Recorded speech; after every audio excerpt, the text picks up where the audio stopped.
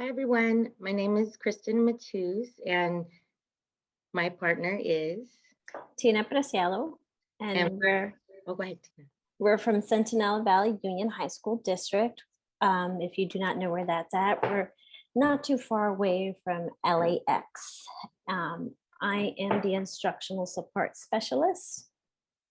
And I'm the science instructional coach for the district.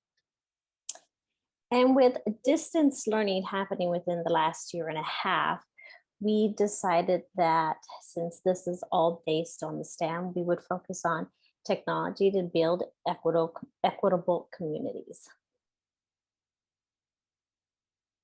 So our objective today is there in purple. Today, I will familiarize myself with technology to build equitable communities. I will know that I got it when I can plan to implement 2 digital tools or strategies during the first week of school. And then you'll see our agenda. We did do a Disney theme, so we will be visiting different lands of Disneyland. So stop 1 will be Adventureland, which is Google Forms. Stop 2 will be Frontierland, which is discussion boards. Stop 3 is Tomorrowland, which is social emotional reflection and goals settings. Step 4 is Main Street USA, where you'll have some digital souvenirs. And then stop 5 will be our question and answers.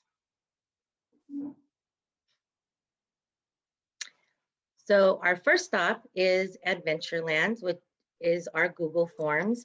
And you'll see when we stop at each land, we'll talk about in-person classroom and virtual classrooms and how each of these digital tools can be used.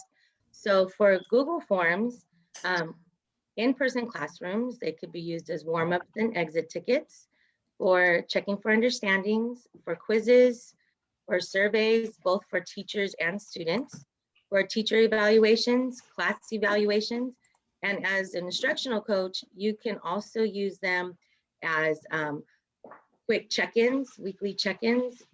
You can also use it to survey your teachers on certain things that need to be discussed. And then for virtual classrooms, same warm-up and exit slips. Immediate responses can be individualized based on student responses, and it's a great way to collect and analyze data. So in keeping in mind that with distance learning, we all, teachers, students, and staff had to learn to adapt. And now that we're transitioning back to in-person, we felt that to show how you can use it in the classroom, in the virtual classroom, could at least start giving you an idea of what you might be able to utilize in your classroom.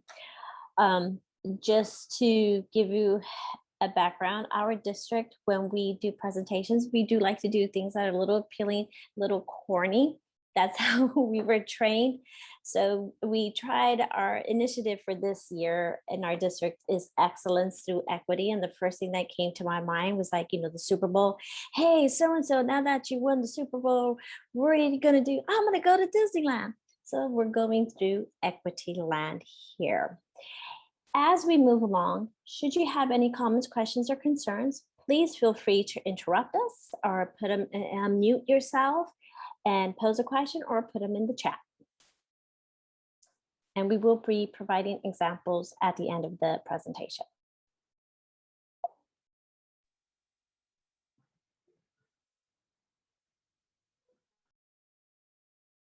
Okay. So now we're on to Frontierland, where we're talking about discussion boards. As we know, a vast majority of us had some sort of digital platform that we use during distance learning, whether it be Schoology, Google Classroom, or Canvas. And discussion boards could either be overutilized or underutilized. And one way we can use a discussion board in the classroom is for a whole group discussion, small groups, a group presentation, or it can be a precursor for philosophical chairs and or Socratic seminars. So for the whole group instruction in class person, we normally have that verbally, whereas in a virtual classroom, we can have the settings set so that we're able to see all of our peer responses before we even post. For a small group, as we know in the in-class, we would either let our students pick their groups or we would assign their groups and they'd have their responses and they'll have a discussion there. Within the virtual classroom, we could actually select what students we want to put into a discussion group.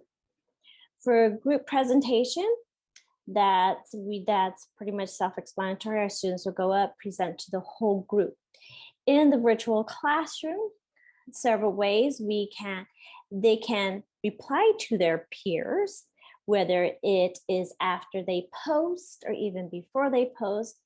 And the group presentation in a virtual classroom could also be, you can set it so that the students could submit a text submission, an audio submission, a video submission. And at that point, you're tapping into all the learning modalities. Because what we have seen is that some of our students are not comfortable using their voice. They feel more comfortable typing in a response. Or some of our students are creative and want to create some sort of video submission, whether it's through Flipgrid, Screencastify, or any other recording device. Or some students just prefer to provide an audio response on their discussion board.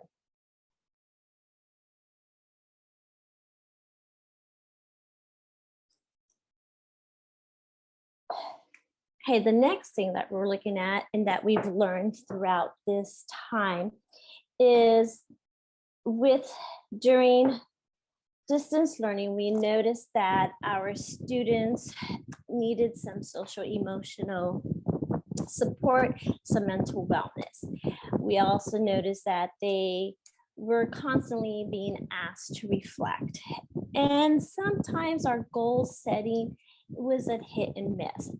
So in the classroom, when it comes to the social emotional, if we have the advantage that we're able to actually see the students' facial expressions and or their body language. In a virtual platform, especially in the high school, it is difficult to get our students to turn on the camera. So it's hard for us to gauge what their social emotional needs may be. So with your digital tools, whether it's through a Jamboard prompt, a Google form, or even just a prompt on your Google Slides or your discussion board, we could have some sort of question that will give an individual check-in with our students. And it also gives them an opportunity to share some personal issues and or feelings regarding outside situations. For example, some of our students would respond that they may be late to class because they're helping their younger siblings log into their classrooms. Some of our students would also say that they are having a rough morning because they did not get a good night's rest the previous night. So that is an immediate response, and the teachers are then able to see those responses and able to respond in a timely manner. In a virtual classroom, we've had some teachers who would then create a breakout room and ask the student to join them. When we're in person, obviously we were able to step aside with the student during class or even after class to address some of those needs. In terms of reflection and goal setting, but students not required to have their cameras on during virtual classes. If not, what were the reasons behind not having this expectations? We did not require our students to have their cameras on. Our demographics, we come from a vast majority of our students are on free and reduced lunches. We have a big immigrant population. We have quite a few homeless students, foster youth. So the teachers did ask the students to turn on the cameras. However, it was not a requirement due to us wanting to respect our students' backgrounds. For example, we have had a few students who are actually living out of their car. So to respect that privacy, we were okay with them not having their cameras on. Most of our teachers did ask the students, I need to have something so I can see your name besides, I want to see your face, whether it's a Bitmoji or an image that represents who they are or an actual picture of them. That was one option. If the student didn't feel comfortable with the camera on and a teacher wanted the camera on, they could tell them, okay, if you at least let me see the top of your head, just so I know that you're there. So those are some of the issues that we were dealing with. And as we said, with the virtual, it is very difficult to see that body language, those facial expressions. Along with this, we, you are welcome, Regina. For the reflection and the goal setting, oftentimes in a classroom, we like to have our students reflect and set some goals at the beginning of the school year. Time permitting, we might be able to do it in the middle of the school year and possibly at the end of the school year. With the virtual classroom and with the digital tools that we have, we're able to provide that those opportunities for reflection and goal setting more frequent. We could have it done at the beginning, middle, and end of a unit, of a quarter, of a semester. So then that way we can help the students can help us gauge where they're at. Once again, we will have some examples for you to peruse at the end of the presentation. Comments, questions, or concerns you might have.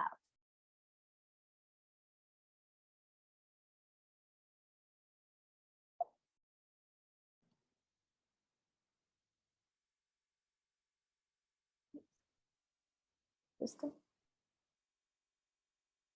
Oh, did I go in the wrong way again? Yep. Technical difficulties, we all know that.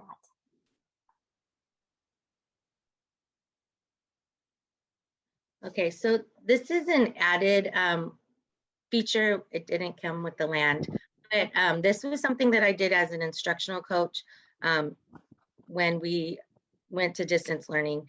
And I did weekly newsletters for the whole science department for all of our sites through S'more newsletters. I'm not sure if you've ever heard of S'more newsletters, but they're pretty awesome.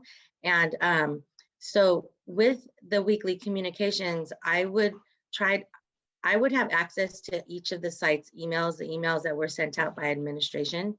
And so I would go through those emails and see what were all the important things, because one of the major concerns and things that most of our teachers complained about was how they had so many emails and they would lose things and they wouldn't read them all. So I tried to go through them all and create a place that they could go to for all the important information there. So that was one thing I included in there, all the new digital resources. I also had things about equity and social emotional support and all the links that they would need when it came to digital learning. So Tina, if you could click on the link for the example so I could show them one of my examples.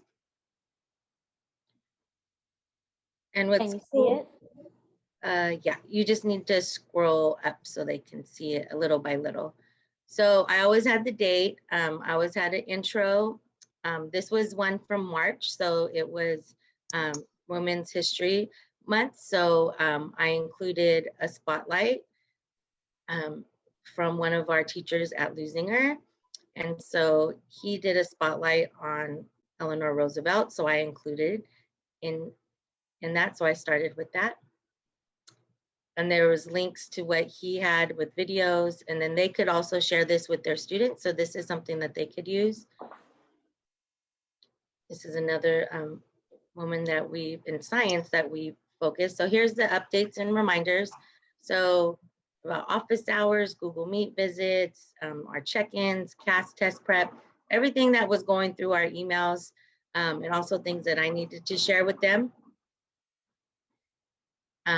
And then we also had a partnership with UCLA this year called STEM plus C3 program. So all of the highlights or any information I put in there. You can go ahead and scroll down. So these, and then I would have a link to my support hours. Then any new resources that I came across, I would link here. Articles, things that I found online that I thought they would like.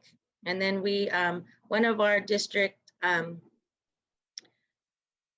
focuses is on equity and access. So then I would also have a section on that, as you can see. And you'll have links to all of my newsletters so you can have access to all of them. I would do books and articles and resources that they could use, and then teacher student self-help with links. And like I said, the UCLA STEM plus C3 program was there also, so any updates would be there. I tried to include little visuals so they could share with their students. And then I would have, these are buttons, they're called buttons, but links to all my past newsletters and any resources that we had as a district.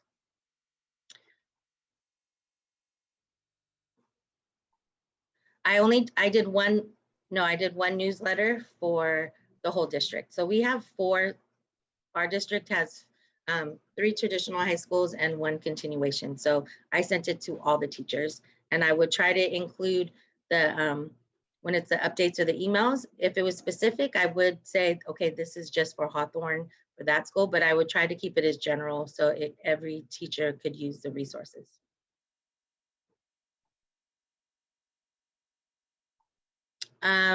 Usually how I created them at first, I sat there because I wasn't used to it. But once I started getting the hang of it, whenever I created one on, I would create a template, and then I would, whenever I got throughout the week, I would just add stuff into it. So I would say maybe 2 hours if I added up all the time.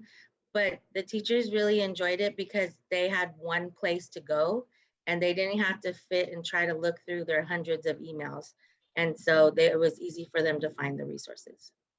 Yes, and is S'mores free, the newsletter platform? You get 3 free, and so it can be free. I paid for it. It was $60 and it's unlimited newsletters. But I knew that this was something that I was going to use for distance learning, so I did pay for it. And sorry, but another question. So is there a like a usage statistics? Yes. Oh, okay. Yes, they tell you how many people have read it. They give you badges if you've done so many things. Yeah, it gives you all the statistics. Nice, thank you. Yeah, it's really nice. And you send it, you get a link and you can send it out to, that you could create an email list and in the actual app, and you just push send and it sends to everybody. And I sent it to the principals, I sent it to the assistant principals who are over science. I sent it to all the other instructional coaches so they would have all the information. So it was nice. I really enjoyed doing it. And is there a way to like search all of the different newsletters, or do you have to like remember which newsletter? No, so what I did is I created a Google Doc with all the links. So can you go back to that last one, to the last one so I could show them? Oh, the last slide? No, to the newsletter. Oh, newsletter. And scroll all the way down to the bottom, and there's a button that says links to past newsletters. So click there. And it would open and it would have, it has every single newsletter that I did. So they can go to anyone and go to that one and go to that specific one. Thank you. Mm-hmm.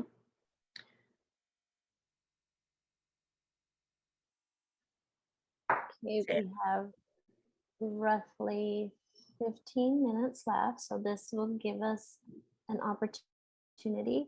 If you click on this image, it is going to create a forced copy of some of the digital resources that your digital souvenirs that we have provided for you, which I'll go to that right now. Let's see. Let me stop sharing for a second.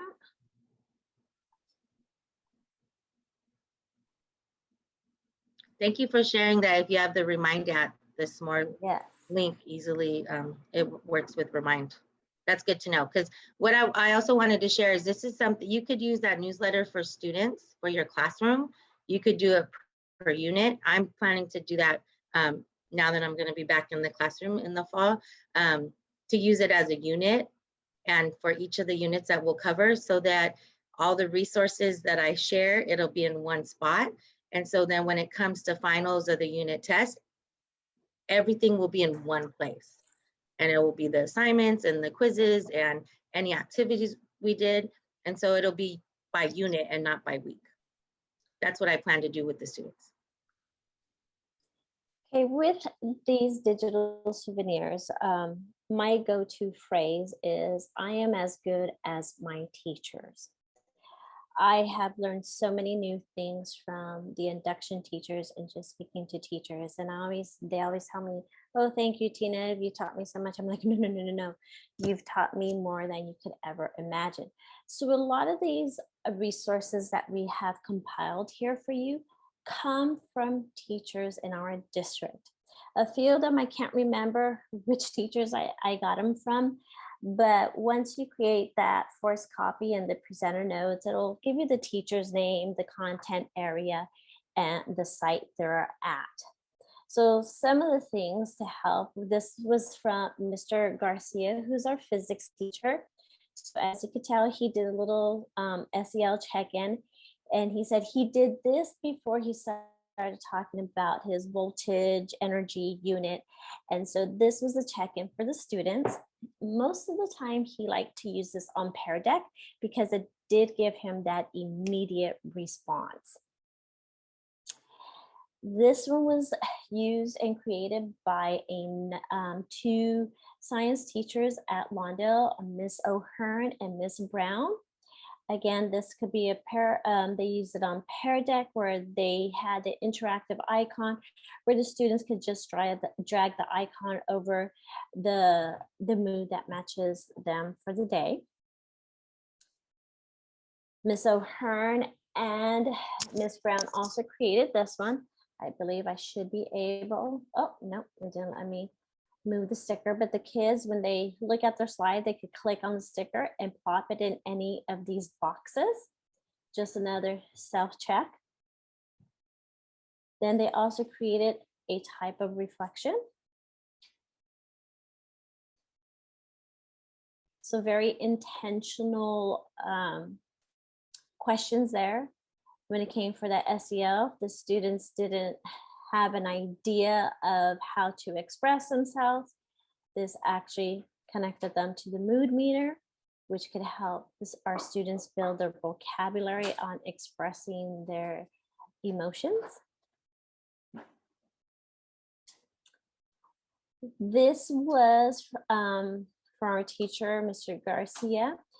He liked to have some brain breaks in the during distance learning. And this was one of his activities, pick a house. So the students had 3 options where they could read the descriptors. And then this was on Pear Deck. They would put their sticker as to which house they would want. And remember, these are all activities that are equitable, accessible. Most of our teachers had these activities and assignments available throughout the year. So if a student wasn't able to attend the synchronous session, they could still attend it asynchronously and have access to what was covered. Oh, not the timer. Here was another one. Drag the icon over which is the best French fry. What are the best chips? So he's also using, Mr. Garcia was also using things that the students can relate to. This then would start a conversation, just that little brain break before we jump back into our content area and continue with the lesson. This was another one to create community and help the teacher learn about the students.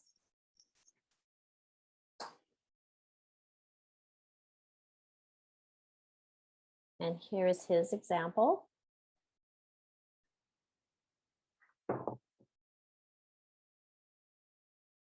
And Mr. Garcia is a physics teacher. Here, this one was from one of our Spanish teachers at Lusinger. She used this with her AVA students. What's filling your bucket?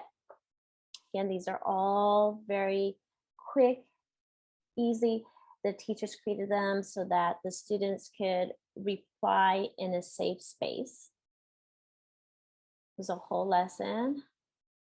Intentional questions that the students could respond to.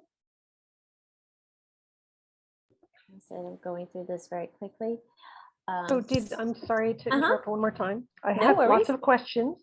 That's of course. okay. So these were connected to Google spreadsheets, Google Forms. How is the feedback from the students collected, and if there were any? A vast majority of the time, our teachers use Pear Deck, so they were able to pull the reports from Pear Deck. Okay. The Google Forms, they had the spreadsheets, excuse me, that the teachers were able to access at the time. If it was Google Slides, the teachers made sure that, excuse me, it was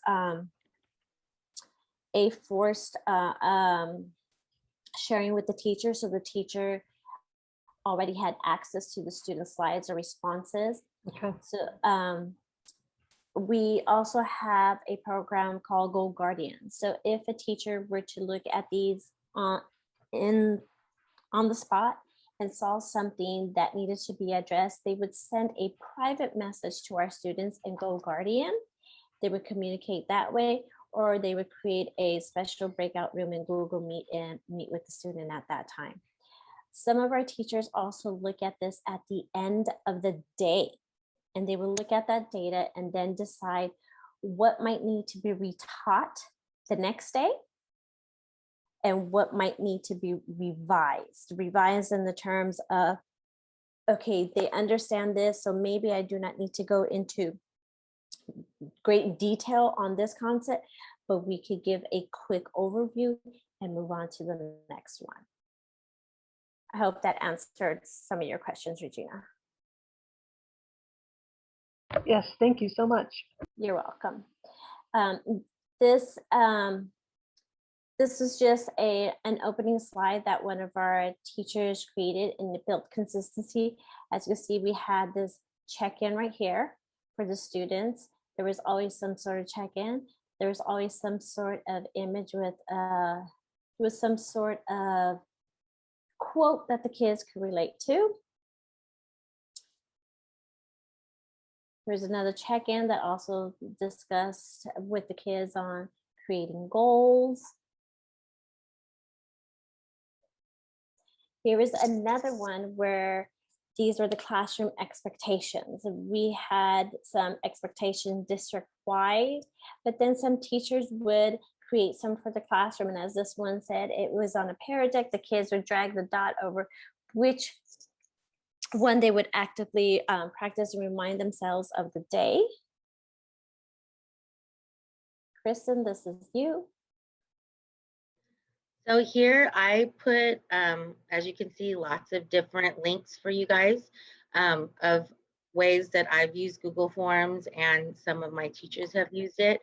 You'll see that there's some grade and test reflections, virtual classroom feedback, student satisfaction surveys, daily warm-ups, exit tickets, goal setting and planning. There's also course evaluation, science. I did one as for me, for feedback from my teachers at the end of the school year, SMART goals. I also used a Google form as a quick observation form so that I could use it on my smartphone or my tablet while I'm going around. And I also did it as weekly check-ins, as I said earlier when I was going over that. So you guys have access to all of those and you can see, and if you have questions about any of them, or at the end you'll have my email, and Tina's also, and you can always contact us. And oh, sorry, Tina. And then this one is all the links to my past newsletters. You guys can have access to them also, just so you could see some examples of how I used it. And if you guys have questions, again, please feel free to reach out to us. I know this is like a whole lot of information, so I know sometimes this can be overwhelming, but we just wanted to make sure you guys have resources. Okay. Some of the first few links I'm not able to open. For which one? I think it goes to the first 4. For the newsletters or for the? No, to the Google Forms. Okay, I'll go back and make sure the links are fine. I Okay. apologize for that. Oh, sure, no problem. Thank you. I know there's lots of different. I apologize for that. No problem. Yeah, there's a couple of them that are not able to open. Okay, I will definitely by the end of today fix all those links. Oh, no worries. I got your, I just want your stuff. Don't take your time. Take your time. Thank you. So I'm going to jump through do some hoops to show you some discussion board posts that came from teachers.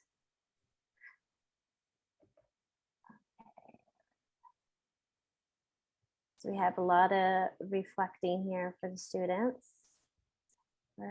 So here are a few discussion board posts that came from a few teachers. This one right here came from Miss Addie, who's an English teacher at Lawndale. And it was her way of getting to know students. So as she has I wish my classmates knew. Think about what you want your classmates to know about you and answer the following prompt in at least 5 complete sentences. She provided sentence frames for those students who may need that additional support. Informed them that they needed to reply to at least one other person in the class. What I liked about here is she provided the purpose for our students. So letting them know this is why we're doing this. We had this other one from Nathan Cook, who is an English teacher at Hawthorne High School as well. Same thing, has a question, provided some sentence frames, and then provided some expectations there. We had a teacher who part of an exit ticket was, here are the strategies that we use within the last 2 weeks. Which ones worked well? Which ones need improvement? Which ones would you like to see more of in the class? I just have to ask the teacher for those. Here is, I took this one from Miss Julie's. This was done with a few teachers, and this was a stress check-in with our students of the Google Forms. As you can see, they created some sort of images there for that social emotional. I'm just going to randomly type some things in here. I will. And there were some other questions that they included. And most of it was a Likert. So not only were they providing feedback on the class itself, but they also have some specific questions. And as we moved on, you could then play around and see what's going there. Yes, these are great for a quick social emotional check-in Google Forms, especially since it goes into the spreadsheet. You can actually sit there, look at the data, and see what those needs are for the students. This was a goal setting and reflection as well. This was done weekly, as Kristin had one for the SMART goals. We had one here as well. This teacher, Mr. Chow, also had the students justify or explain why they rated themselves the way they did. had them looking at their grades, have them saying, are they happy with their grade? Have them look at their glows, their grows, where they might need to improve on the next week, etc.